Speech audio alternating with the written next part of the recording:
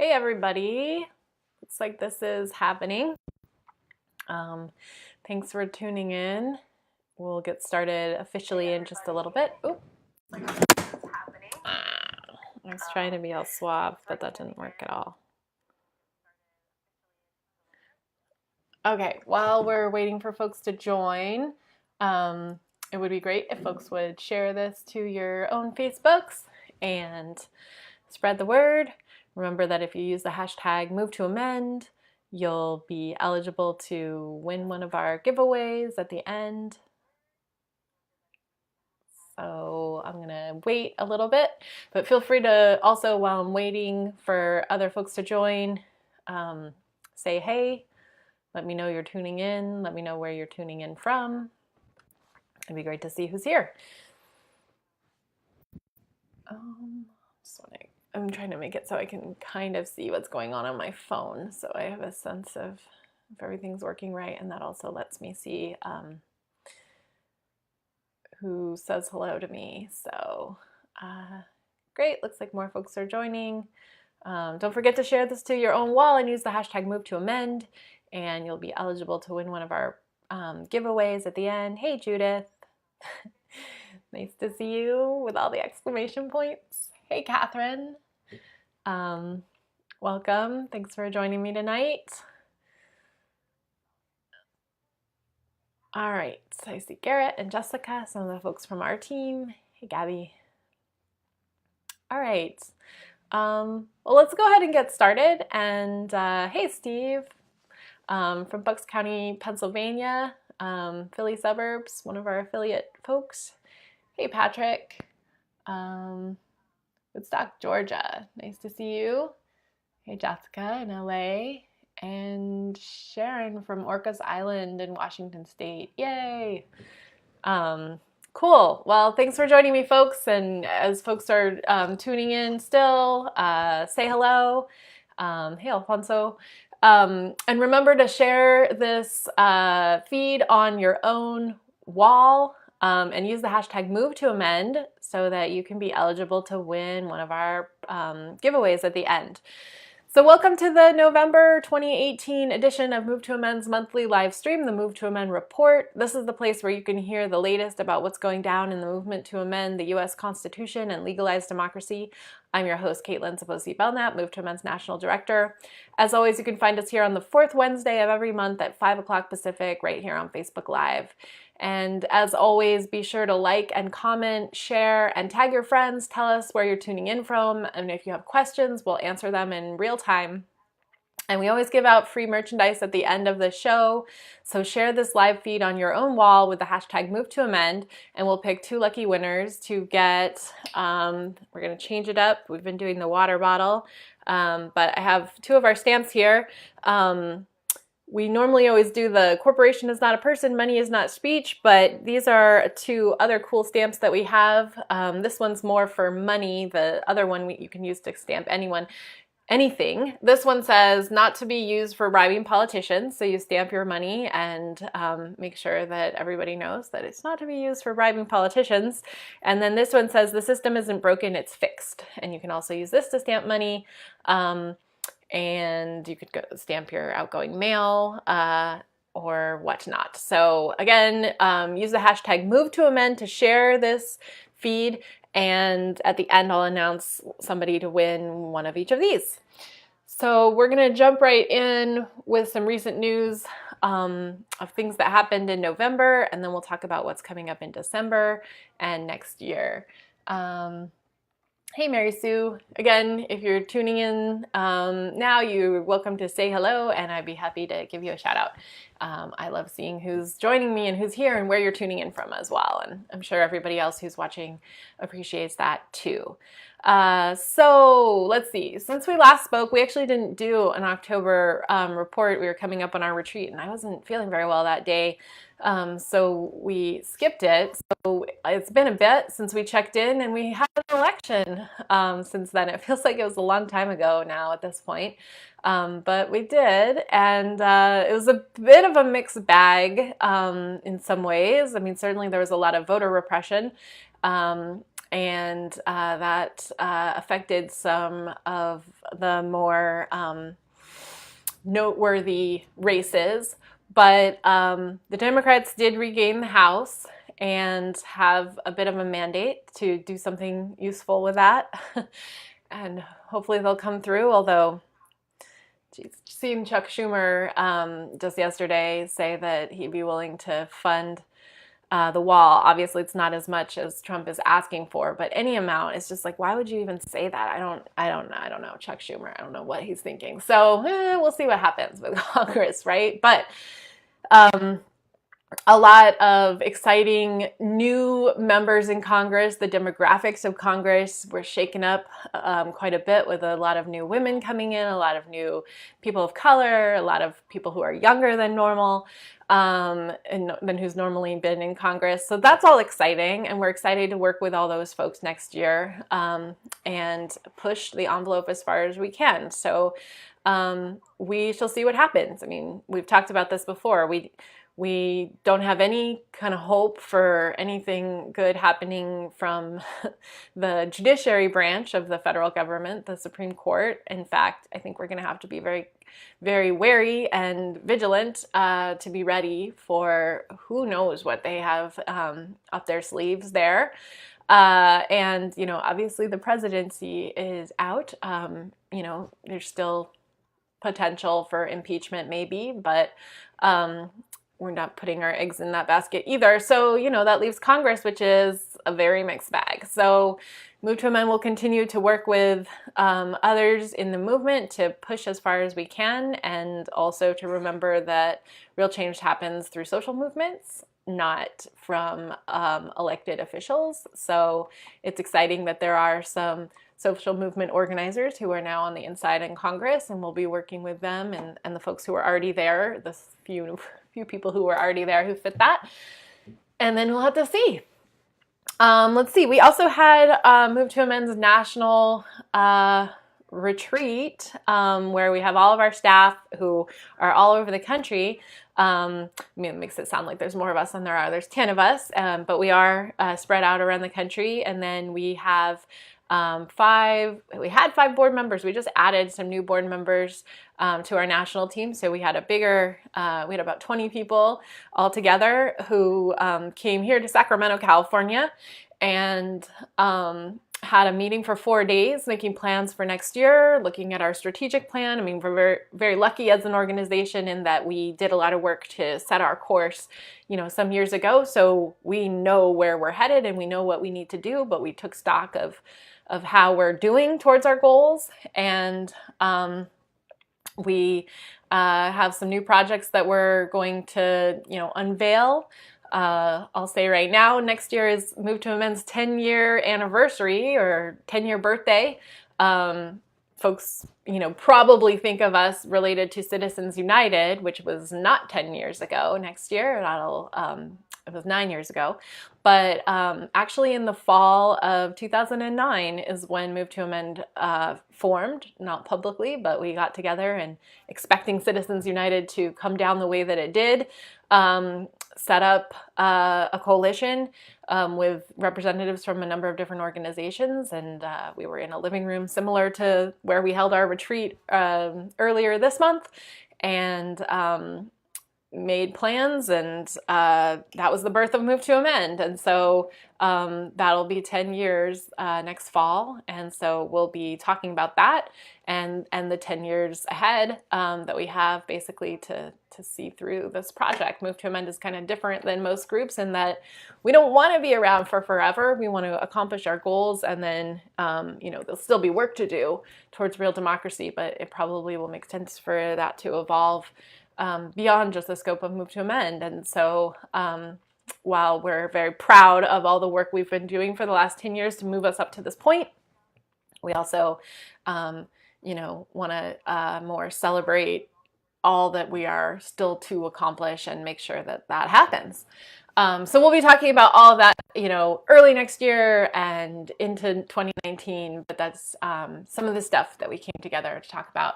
Let's see, I want to say hey to some of the new folks. Hey, Darla, nice to see you. And I think there were a few other people that I missed. David from Indiana, and Ambrosia is in Nevada. Okay, great. Feel free to tell me where you're tuning in from if you haven't yet said hello. It would be great to see that. And a reminder to please share this feed on your own wall with the hashtag #MoveToAmend, and then you'll be eligible to win one of our giveaways, either this not to be used for bribing politicians stamp that you can use to stamp your money so that they know that it's not meant for them, and the system isn't broken, it's fixed stamp that you can use to stamp money or anything else. So let's see. Some of the other things that have happened lately, our government launched tear gas at children. And unfortunately, this happens more than you think. I just shared something on my own Facebook talking about how the Obama administration regularly tear gassed at the border as well. So I'm sure everyone was just as shocked and horrified at the images of the events that took place on the southern border with Mexico last weekend. And we're all 100% justified in our anger, but this is sadly only the latest in a long list of incidents involving chemical weapons at our southern border. This is business as usual at the border, and it's just that our collective focus on this issue hasn't really been paying attention to that. Barack Obama's Border Patrol used tear gas at the border, and many presidents did the same before him, and pretty regularly. There's actually a report that came out in Newsweek talking about the number of incidents during the Obama administration, which was more than any other president before. And now Trump is looking to pass that, but not by very much, because it was already happening a lot. But we have to ask ourselves, why were asylum seekers, economic refugees, whatever you'd like to call these folks, a lot of them you could also point to climate change affecting why they're having to seek asylum elsewhere from where they live. In a truly democratic world, people who are escaping conflict or hardship should be able to come into the United States and any other country and work hard and become part of this country, like millions of others have already done. My grandparents were immigrants from the former Czechoslovakia. I'm sure many of us can point to immigrant roots in our families. We have the resources to handle and process millions of refugees if we want to, but the system is so broken that asylum claims have a waiting list that can take decades, and that's literally impossible to do as any person, but especially for a mom with small children with no shoes, wearing just diapers, who's escaping drug and gang violence in Central America. And also remember that in Honduras, especially, but in other Latin and Southern American countries as well, a lot of the destabilization is a direct result of U.S. policies. So not only should we be welcoming and open to folks who are seeking to escape violence regardless, but certainly if our country is responsible for their conditions, then that makes it even more clear that we have a responsibility to help. Let's look at who benefits from the current system of immigration. We have private detention centers that win federal contracts to build prisons that can theoretically house immigrants indefinitely or until they are deported. These same private companies then turn millions of dollars to Republicans and Democrats alike. They donate them in political campaigns, and in some cases ensure that they have friends in government to keep the system broken so that they can keep profiting. If you think about it, we even have the enormous military-industrial complex that do their fair share to help furnish our Border Patrol with weapons and tactical gear and helicopters and tear gas that can be used wherever they see fit. And I definitely also saw a lot of comparisons to the borders in Palestine, and those tear gas canisters were probably made by the very same companies that, are able to sell their products to Israel for a profit and then sell them to our government, or sell them to our government and then we give them to Israel. If we the people want immigration reform and a fair system that gives everybody a chance to succeed in our country, but big corporate interests don't want that. If our government really represented us, then the system would already have been fixed. But of course it has not been, and that is not new with this administration. Obama deported more people than any other president before him. Our immigration policy has been broken for a long time and has not been serving human needs. it just continues to show how many of our problems in government and society stem from corporate influence. So, yep, absolutely. And it's really scary. And also, the propaganda on the part of some media, in particular Fox, is just really outrageous in terms of what people are seeing. Again, looking at Facebook and kind of comparing the way that people are reacting versus depending on what kind of media they have access to or that they know about and what kinds of messages they're getting. Oops, I want to move this so that I can continue to see people's comments. Sorry. It's just nuts. The idea that I mean, there were people who threw rocks, and so that was what got the attention on the from the right wing media, and then you see people saying that back, and then you have on the other side folks sharing the pictures of women and babies, which who were definitely there and who were definitely affected. But I think it's hard for people to see that when they first get this filter of that these are criminals, and certainly that's what Trump has been saying, that these people are trying to violently come in to our country. And it was over 1,000 people, so obviously there's a mix of different folks, and there's reasons why folks are angry and outraged as well, and also rocks to armed, against armed military is sort of like, there's never really any need to respond with more force to rocks. You could just back up. So anyway, I think probably everyone who's tuning in here is aware of this. I do also just want to point out that there were a lot of comments of like, oh my gosh, this is not how the United States normally behaves, and sadly that's not true at all. As we talked about, literally on the southern border, this is how the United States has been behaving for years and years, going back to when Obama was president and before him. But also, a year before, we saw our government tear gassing mostly Native folks at Standing Rock on the same weekend of Thanksgiving, and also spraying them with freezing cold water cannons in the middle of the night, freezing cold temperatures, and really injuring people. Some people injured so critically that they have permanent injuries and damage to their bodies. And so and then of course in Ferguson, in response to the due number of black people who are, murdered by police, again, the government turning tear gas on its own citizens. So depending on who you're talking about, this is actually pretty regular policy of the United States government. There are people who are certainly, probably don't realize that because that's not been your experience. But the United States government has a pretty standing policy of attacking dissenters and people who are not armed for all intents and purposes, and just to spread intimidation, fear, and discomfort. Another big thing in the world of this month in corporate rule that happened over last weekend, climate change report from the federal government came out. It was released on Black Friday, which was pretty dubious if there was any attempt to try and make sure that people saw it and took note and were aware of it. Releasing it that day would be a really bad idea. So it seems more likely that that was intentional to help make sure that it wasn't something that was widely noticed.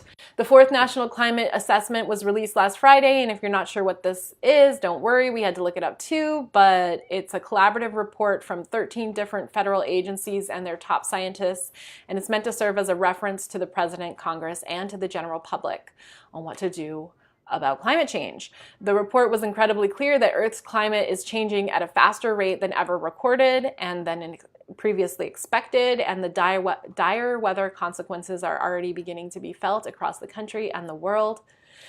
So the weekend that we had our national team retreat here in Sacramento was it was Thursday was our first day as folks were arriving, and that Thursday was the day that the fire in Paradise, California broke out and decimated that entire town.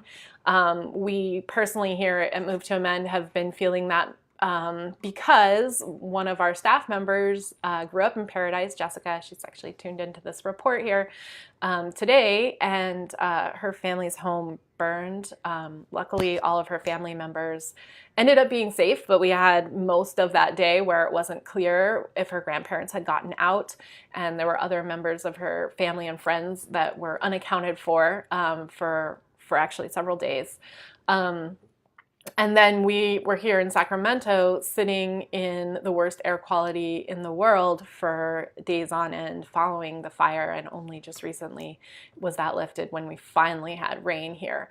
So, you know, and I think this winter we'll probably see, unfortunately, you know, extreme storms like we have been, the hurricanes that happened earlier this year.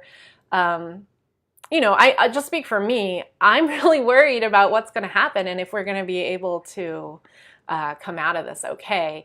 And it's also very hard to connect with this really huge, you know, it's like we don't even have the words for it, this astronomical impact that is going to have on all of our lives, and it's starting to happen.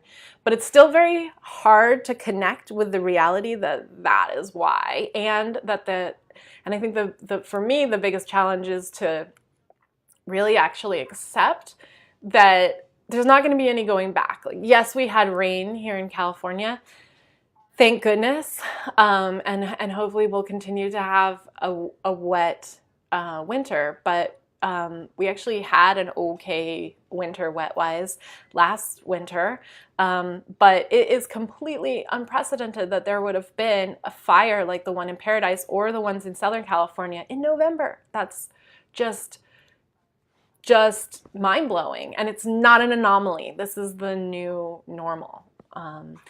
We invested in air purifiers here in Sacramento because the expectation is we'll probably need them every summer. And people were walking around, not as many people as should have, wearing, you know, gas masks out. And again, not an anomaly. It feels like an anomaly now, but I think we'll find that this is the new normal, and there's more to come. And it's just so scary.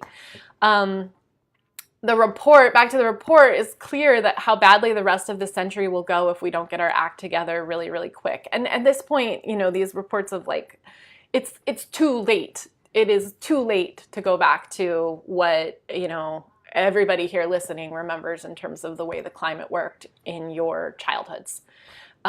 So it's a question of, you know, survival at this point. Can we actually put things in motion so that survival is a possibility? It's just, it's really hard to wrap your mind around it. The report warns that even worse wildfires and droughts in the West, crop failures in the Midwest, record hurricanes and flooding in the East, it's endless. The amount of worst case scenarios are endless when the climate is this far out of whack, and who knows how quickly things could go bad. The collapse of the food system with increasing extinctions, which we're already seeing in terms of insects, might accelerate death among humans quicker than we can expect. We don't know. The report is giving us our best guess of the future, but it's still uncharted territory, so we should be preparing for the worst. And as you know, our president, or the president of the United States, is being a complete doofus. I mean, that's a kind way to say it. When it comes to this, you know, digging in, saying he doesn't believe in climate change because he's too smart for that. You know, I mean, really what it is he's too rich for that. He's too rich to worry about it. And you know that the wealthy are prepared and aware, and they will try to make sure that they come out of all this fine. So you should be channeling your anger into positive things like this movement to amend the Constitution, because we need to get our climate under control, and we can't do that when the likes of ExxonMobil get to run the government behind closed doors.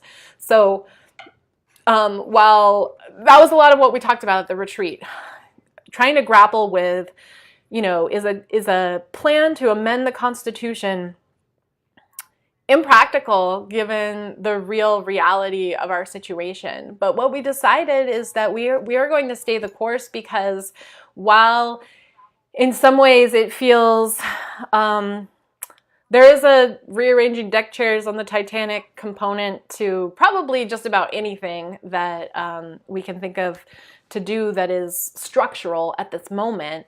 On the other hand, it's not that at all, because we need to change the rules of the game in order to come out of this ahead. And that's not going to be a quick fix. It's just not. It just is not, and it can't. And those of us who are wishing, which I'll put myself in that camp some days, that this could be, you know, just sort of taken care of, and it wouldn't take a real honest look at the fact that this is a white supremacist, misogynist, imperialist mess of a country that has been kind of, you know, rotten to the core in a number of ways that have never been addressed. And that is why we are here. We can't just turn away from that and pretend like we're going to be able to get out of this without reckoning with the reality. And reality is fucking scary. So that's where we are. And that was, you know, that was the very real conversation that the 20 of us had in this living room. We just rented an Airbnb because Move to Amend doesn't have our retreats at fancy spas or hotels. We don't have the funds for that. So packed into this living room with my very old dog wandering around and a baby on breaks because one of our staff members had her child there. And we just, you know, looked each other in the faces and said, we've got to reckon with what we actually have wrong in this country for real. Move to Amend has been doing that from the beginning. It's important work. We need to continue to do it. And at the end of the day, a fundamental piece is that our system is so perverted that it gives rights to property, corporations, more than it gives rights to human beings. And that piece of the puzzle is critical and fundamental and not going to get fixed tomorrow. But if we leave that out, Move to Amend is one of the only groups talking about that, and certainly the only national group really talking about that. And so we feel as though it's critical that we continue the course. And, you know, we'll also keep our eyes wide if a better solution for something faster comes along, then when we may shift gears. But at the moment, we don't see anything that would more systemically offer the solution to make it so that our law and our political system can actually have values that prioritize human rights and the rights of the environment and protecting humanity for the long run and taking care of each other, et cetera, et cetera. So curious to hear what you think, all of y'all. Whoa, I'm dropping on my phone here. So if anybody has any feedback on that, if that doesn't sound right to you, if you've got a better idea, let's talk about it. Want to acknowledge some of the good work that's happening at the grassroots level by Move to Amend folks. So first of all, we had a number of affiliates, that's what we call our local groups, successfully get candidates in their communities to pledge to amend. So we have, I think, I don't have the number right in front of me actually, but I think it's 17 new members of Congress, both at the Senate and representative level, who have pledged to amend, that we're looking forward to working with next year because they've committed to supporting the amendment with their office. We also have a whole bunch of local candidates as well, and state candidates too. So these are elected leaders in their communities that are willing to support the amendment through their office, and we're really excited about that. So good job to everybody who worked on Pledge to Amend this last year.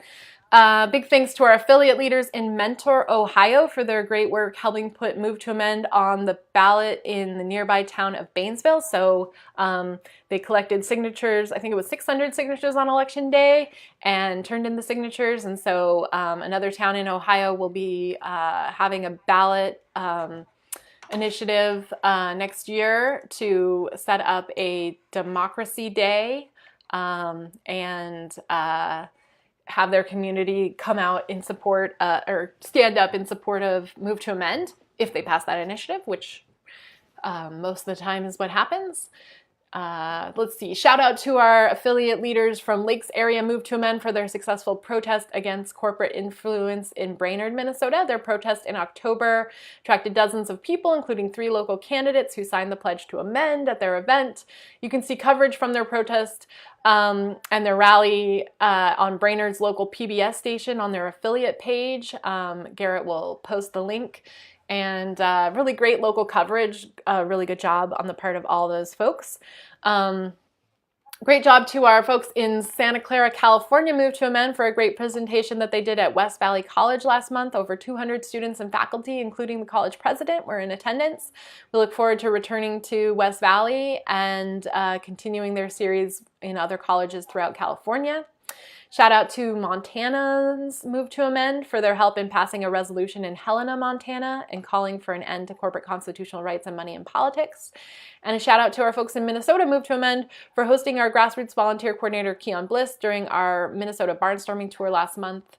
Congratulations in particular to Minneapolis area Move to Amend for completing their movement education program, which is a program that all of our affiliates go through to learn about how to be intentional about the culture that they set up as a group so that it is capable of working well with folks from different cultural backgrounds and experiences, and also learning principles of solidarity organizing to apply in their communities and democratic practices in their internal groups. So good job, Minneapolis, for finishing the movement education program, and to all the affiliates who finished the movement education program this year.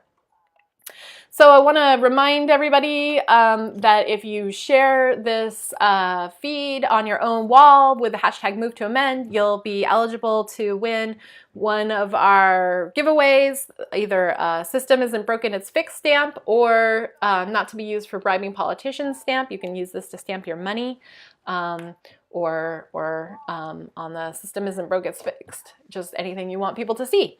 We stamp all of our outgoing mail, for example, Move to Amend. Let's see, there's a few other people who just joined, and I also want to make sure if there's any questions, Garrett, if you can make sure I see them, that would be great. So, hey, Patrick, hey, Ashley, nice to see you. And I know that you regularly think about what we're going to do about this mess. Hey, Tyler, is there any potential for partnerships with other groups like Poor People's Campaign? Yeah, Move to Amend. We weren't able to partner with Poor People's Campaign much this year. Just the timing of things didn't work, but we did endorse their effort, and we had some folks on the ground at the local level where they were most doing their work who were involved, who were Move to Amend folks, and we'd definitely be excited to explore that partnership further. That's a group that's on our list, and there are a number of other groups that we regularly work with. So absolutely, that would be a great partnership. Let's see. Oh, my mom joined. Hey, Mom. Nice to see you. All right, let's see. What else? Oh, Greg Coleridge, our outreach director, will be barnstorming, doing our speaking tours through Northern Illinois and Iowa at the end of this month and into early December. I think he leaves and gets on the road this week on Friday. So check out the dates in the events tab on our Facebook page to get all the details if you're in Northern Illinois or Iowa. We're excited to see you and get some new affiliate activity going in Iowa and also in some towns in Northern Illinois where we had affiliates before and don't currently, like Peoria. So if you live in those communities, or if you are friends with anybody who does, please spread the word about our events. And then our Barnstorming Tours will continue on into next year. That's an ongoing program that we do. So in January, we'll be in Florida doing a big Barnstorming Tour through the whole state. That will kick off with the Citizens United anniversary, which is January 21st in Tampa. Early February, we'll be doing probably the hope is a couple stops in Oregon, in Portland, and maybe Salem as well. In late February, we're looking at being down in LA and San Diego. Early March, Greg will be in Chicago. And in late March into April, it looks like I will be in Tennessee, Alabama, and Mississippi, doing some southern states. And then in April, we're looking to hit up New England, so like New Hampshire, Vermont, Maine, and Massachusetts. And also in April, the Mid-Atlantic, so like Maryland, Virginia, and Washington, D.C. So if you live in any of those places, we'd love to connect with you to get started organizing those events. And if you, again, have friends in those places, then please do link them up with us. And also, if you're interested in bringing Move to Amend to your community and you don't live in any of those states, there's still a lot of the year left that we tend to schedule out, you know, kind of a quarter in advance. And so we'll be looking for May, June, and July locales. And so if you would like to bring us to your community, that is a great way to get started. You can contact us at barnstorming@movetoamend.org to find out how to connect and how to make it happen. Let's see if there's any other questions. It looks like I can see them. Tyler, follow up. How does our approach differ from Wolfpack? Are you pursuing Article 5? Yeah, that's a good question that we haven't got for a bit, couple different times. It comes up regularly though. So Wolfpack does good work. Some of the ways that we differ from Wolfpack though are that we feel as though the strategy to get the amendment passed is not necessarily, we're not really at the point that it makes sense to decide that. So we still have our amendment has been introduced in Congress. There are two ways to amend the Constitution. Let's just make sure everyone's clear on that. Tyler, I'm sure you know this, but just so everyone's on the same page. In the Constitution, so 2/3 of both houses of Congress can pass an amendment, and then it goes to the states, and 3/4 of state legislatures need to ratify that amendment for it to become part of the Constitution. Or 2/3 of state legislatures can call for a convention of the states to propose amendments, and then any amendment or amendments that comes from a convention of the states needs to still be ratified by 3/4 of state legislatures, and then it becomes part of the Constitution. So that second path has not ever been tried before at the national level. Certainly many states have had conventions to change their state constitutions. Some have had several, some have them regularly, still to some degree, but at the federal level, we've never had a federal constitutional convention since the first one. So Move to Amend believes that we should be open to both. There's a good reason to go with, you know, what people normally think of amending the Constitution is the path through Congress. So, you know, we certainly should explore that path. And yet there's a good argument to be made for, you know, what if Congress never responds and never gets it together and blocks our ability to move the amendment forward? You know, what is Plan B? And Move to Amend believes that Plan B is the state legislature option, but you kind of have to explore the first one first. And either way, the kind of most fundamental piece for us is either way, in order to successfully force Congress to act or to successfully have a convention of the states, you need to build a mass movement for democracy that is disciplined and clear on the agenda. And so that's the work that we need to do, and that's where we focus most of our energy. And so that kind of split of which final way it will happen, we don't feel like we're at that point in the path yet, and we wouldn't want to close anything off one way or the other. So Wolfpack doesn't work through Congress at all. Most of the other groups who are calling for an amendment don't work on the convention at all. And the other fundamental piece for us is that we have to be very clear what the amendment needs to say. It needs to have the two fundamental points that our Move to Amend's demands. It needs to make clear that money is not speech, so that political spending can be regulated by government. at the state, local, and federal level. And then it also needs to make clear that corporations don't have constitutional rights. Unfortunately, Wolfpack only focuses on that first one. There's sometimes talk about corporate constitutional rights, but they conflate spending money in elections with corporate constitutional rights.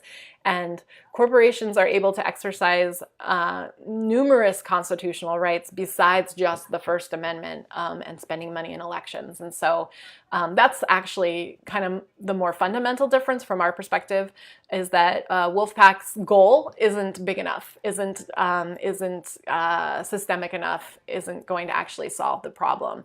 If we just solve the problem of Citizens United, then we go back to 2009 when there was less spending in elections, but still whoever had the most money was most likely to win for office. So that is where we're at on that, and we continue to work on all of the other amendment groups to help them understand why those two pieces need to be in whatever proposal, and why Move to Amend won't support any initiative that doesn't call for those two pieces. It doesn't have to be written the way our amendment is, although we believe our amendment is well written and is the best solution.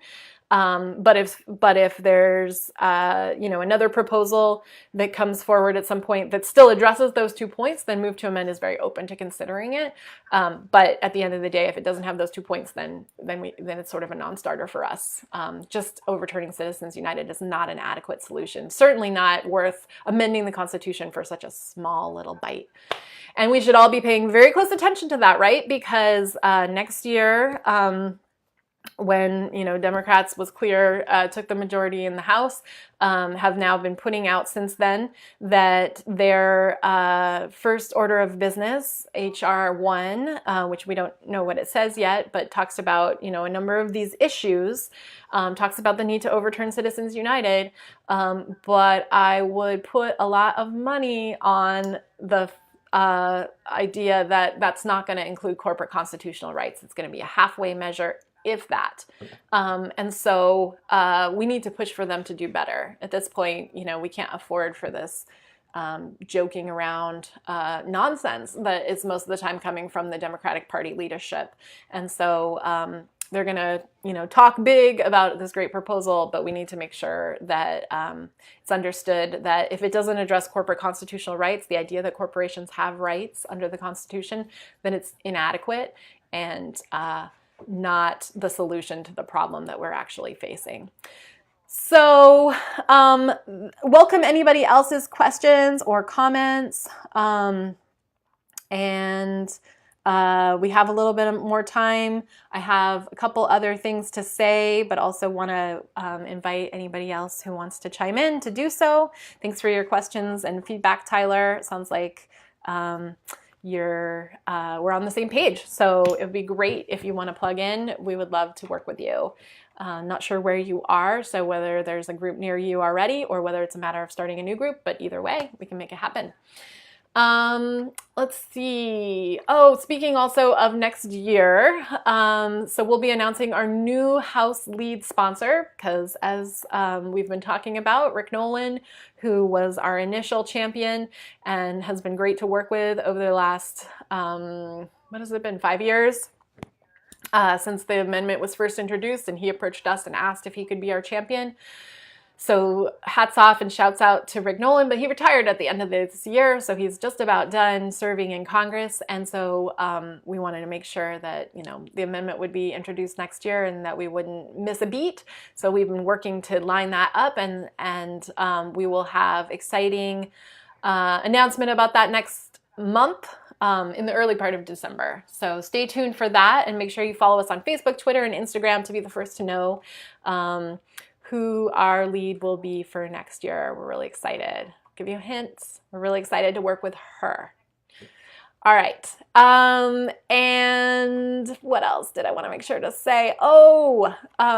Thanks to all the volunteers and affiliates groups that have done all the work, and everybody who I didn't mention as well, lots of really good work happened this year.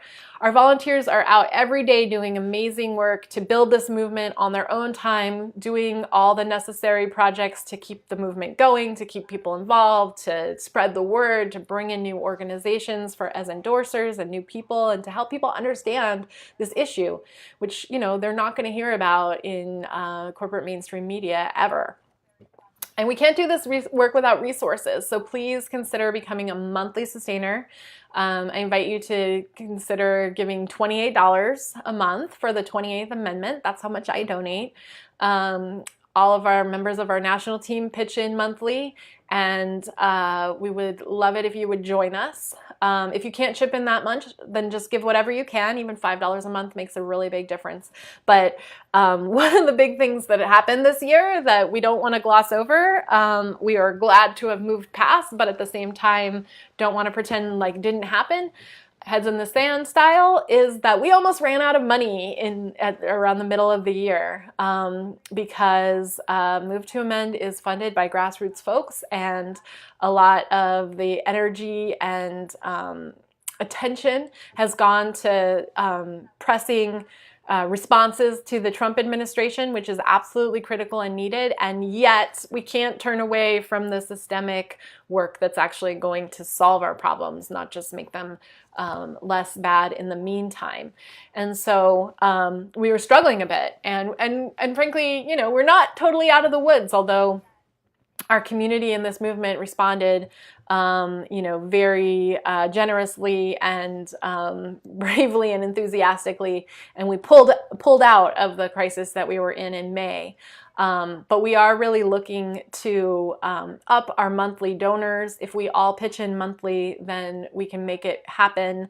Move to Amend is able to accomplish so much on a very small budget, considering what we're trying to do. Our budget is just $540,000. If we could just raise that, we would be psyched. I mean, obviously we could do more with even more, but that's what we're looking for first.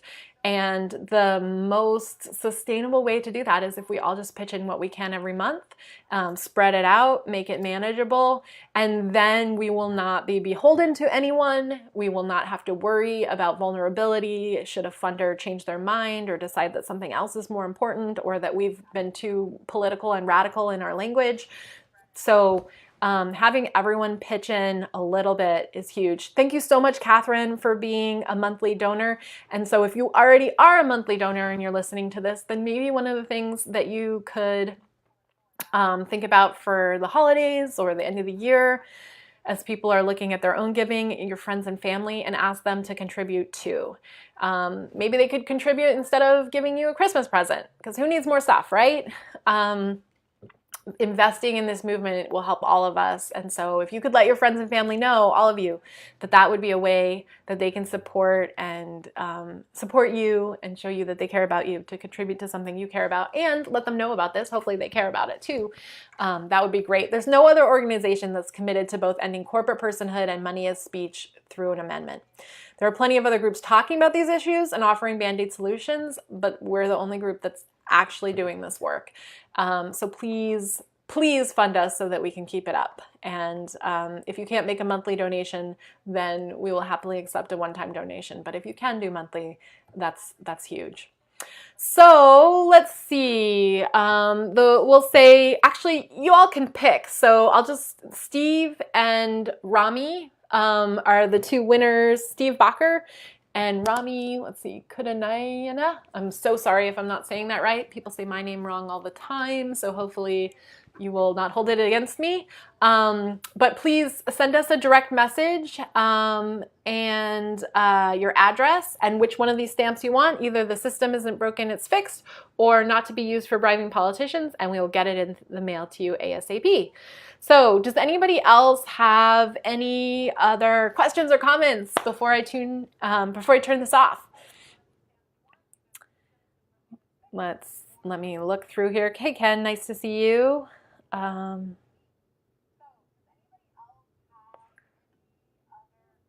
Looks like I'm not seeing any, but I'll wait for a moment just to make sure.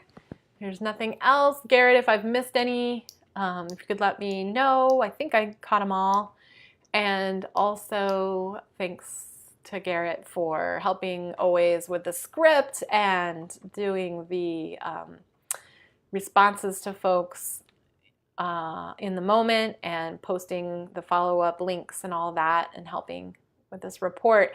And if you're tuning in not live, then feel free to still put in your questions and we'll be happy to answer them in the comments as soon as we see them. It looks like there's no other questions. So then I'll just let y'all know that Wednesday, December 19th is when we'll do the last report of the year. So I hope you'll come join me in a little bit less than a month for that. We'll do it, you know, obviously not the fourth Wednesday because I think that's holiday time, but we'll see you on Wednesday, December 19th, and we'll do a recap of the year and what to expect in the year ahead, and really excited to do all that with you then. So in the meantime, please let us know if you're not plugged in with Move to Amend yet and you'd like to be. Let's make it happen. And please do think about becoming a monthly donor if you're not already. All right, it looks like I'm not seeing any more questions, so I'm going to close this out, and I hope all of you have a wonderful evening. Happy holidays, whichever ones of them you celebrate, and be safe out there. Have a good night.